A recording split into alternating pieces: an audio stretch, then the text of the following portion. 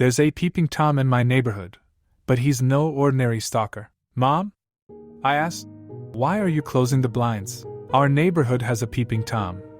She responded, peering with a single eye into the gloom of suburbia in winter.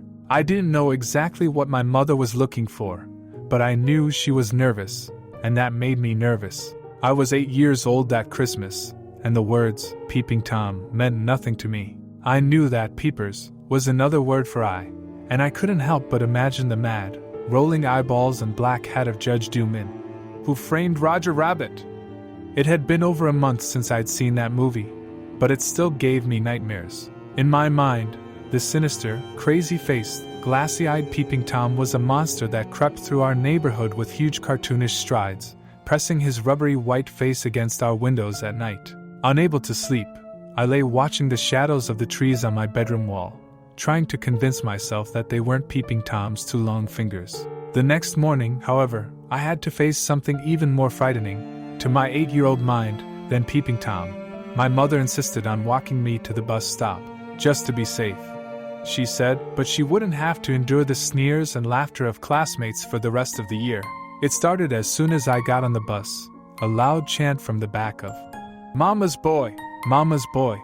That felt like it would never end. Trying to ignore them, I looked out the window, and what I saw chilled my blood. My mother was walking home alone, and a figure in the bushes was watching her. A figure in a broad-billed black hat and battered black trench coat. From the fast-moving school bus window I couldn't see its crazy round eyes, but I knew that they were there all the same. Wait! I screamed. Stop the bus! Laughter, the chants of Mama's boy, grew louder. The driver ignored me. At school, I couldn't focus on anything. What if the peeping Tom had crept up on my mother with those impossibly long, silent steps? What if it had wrapped a filthy, black-gloved hand around her mouth and dragged her away? What if? I breathed a sigh of relief when I saw my mother waiting expectantly at the bus stop that afternoon. Instead of trying to wriggle away, I grabbed her hand and squeezed it tight. There were worse things than my classmates teasing out there, I realized. Things that hid in the bushes and crept through the dark. Things like a peeping Tom. That evening, I muted my video game to listen to my mother's conversation with one of her friends on our street, Evelyn. Apparently, Evelyn had come out of the shower to find a man in a black hat and trench coat rummaging through her drawers. Why anyone would want to try to steal dumb girls' clothes was beyond me, but Evelyn sure seemed to be plenty scared about it. Although if the peeping Tom was anything like what I imagined, I would have been too. My mother invited Evelyn to stay the night with us. I breathed a sigh of relief when she refused. Evelyn smelled like cloves and was always asking me questions when I just wanted to play. The police were parked outside her house, Evelyn told my mother, and besides, Claire would be home soon. Claire was the woman who lived with Evelyn, although I wasn't exactly sure how they knew each other. My mother did my best to reassure our neighbor before she hung up. At least there hasn't been any more violence, she said in a low voice. I couldn't hear Evelyn's response. It sounded like she was shushing my mother, hurrying to get off the line. My mother's words were far from comforting. How did she know that this peeping Tom hadn't hid a bunch of dead bodies in the woods by the park? Maybe following people and breaking into their houses was just the beginning. Maybe the peeping Tom was just getting warmed up, and why had she said any more violence? Had this sort of thing happened before? Was it just something normal adults had to deal with? At 8 years old, I had no idea. I closed my curtains that night, just to be safe, as my mother had said, but that didn't make it any easier to sleep, especially once I heard that fleshy, squelching noise against the glass. It sounded an awful lot like a tongue. I sat up in bed, and whatever was out there began to scrape long fingernails on the glass. Mom? I whispered. The noises grew louder, frantic and hungry. Any minute now, it would break through. M.O.M. I screamed, as my mother rustled out of bed. Running footsteps crossed the roof outside my window, then disappeared. My mother saw me pointing at the curtains and yanked them back, baseball bat at the ready. But there was nothing outside but darkness. Peeping Tom. I panted. My mother stuck her head out, looked for evidence, frowned. Honey, are you sure you didn't just have a bad dream? I shook my head. Couldn't she see the spit streak on the glass? Well, I'll call it in. But I don't want you to worry. The police are out looking for the bad guy, and they're going to catch him. I thought about how rapidly those footsteps crossed the roof.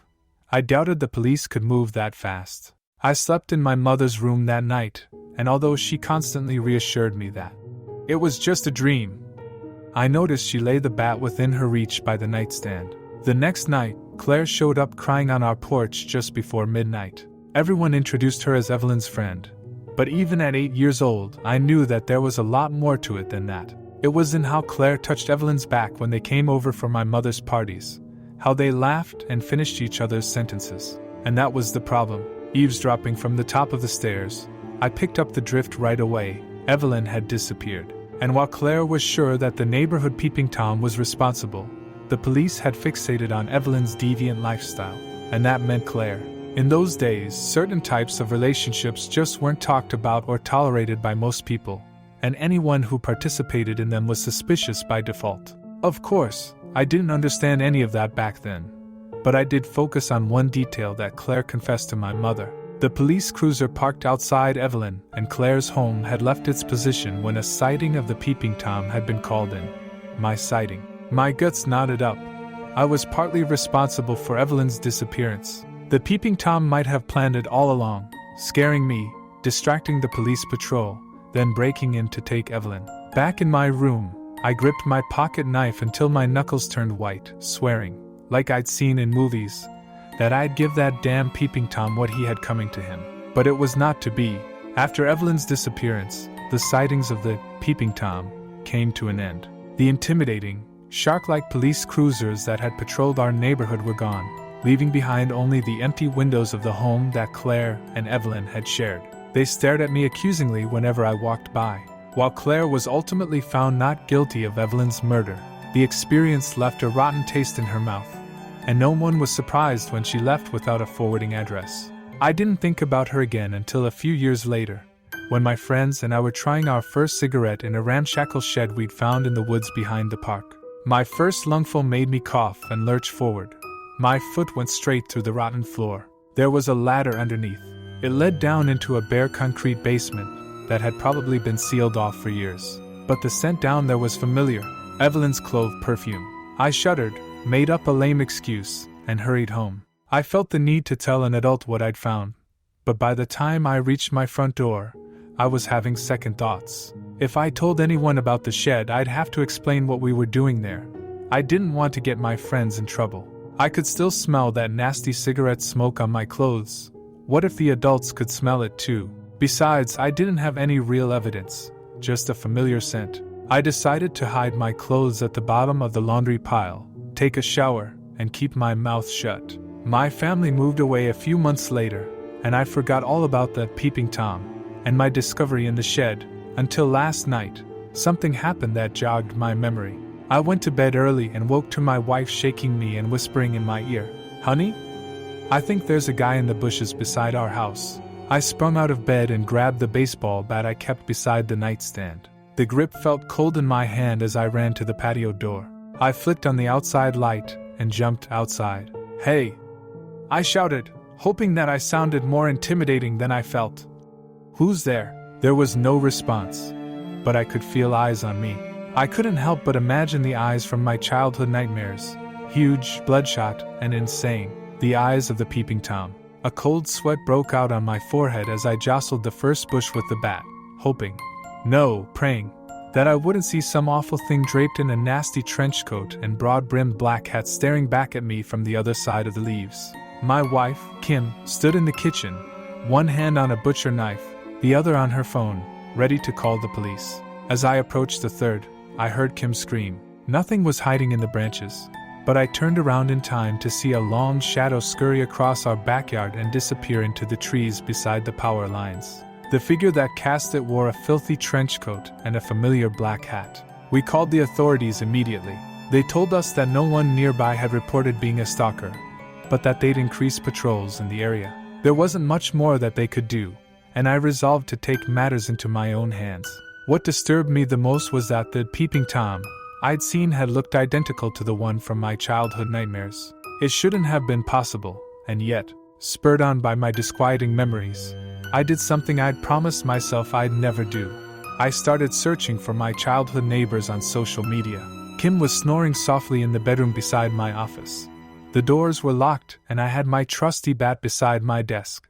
But none of it made me feel any more secure in light of the new information I uncovered. It seemed that almost all of my childhood friends had ordinary lives, some heartbreaks, some joy, a sprinkling of drama, the occasional run-in with police, drug addiction, or wildly successful career. For almost all of them, the stories were nearly the same. But for the families who'd lived on Maid's Way Court, my street back then, it was a different story. Evelyn wasn't the only one who'd vanished. Over the past 20 years, there had been 5 disappearances, 3 unexplained deaths, and 2 suicides. Something horrible was happening to my childhood neighbors. Dread settled into my gut like a cold stone when I recalled their houses, their faces, their quirks, the junk they had in their yards. The moment I looked at a street view map of my old street, the horrifying pattern became obvious. The bad luck haunting my childhood neighbors moved from left to right, beginning at Evelyn's house. Even though almost everyone on my street had moved away in the years following Evelyn's disappearance. Another odd coincidence.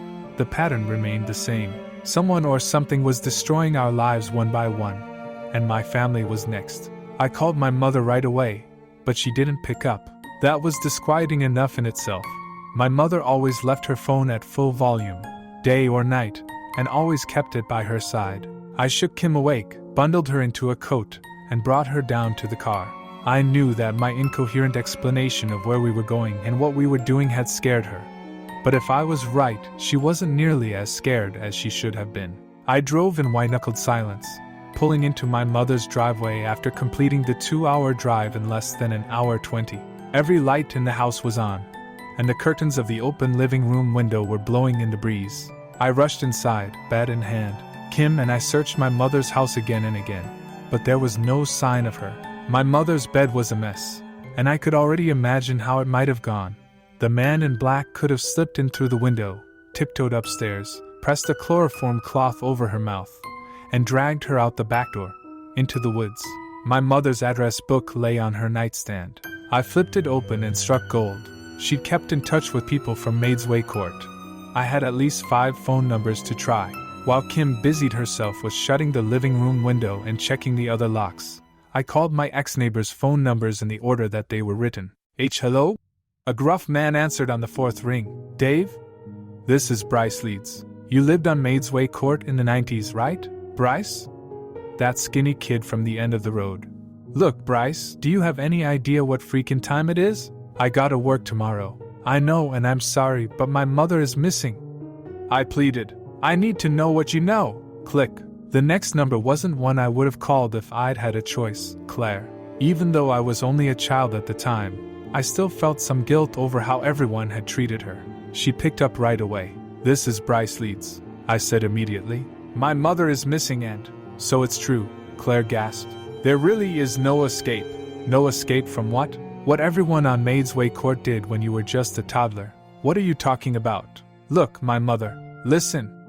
Claire shouted. I sat on the unmade bed and did as I was told. Back then, there was a hobo who lived in a shack in the woods by the name of Tom Culforth.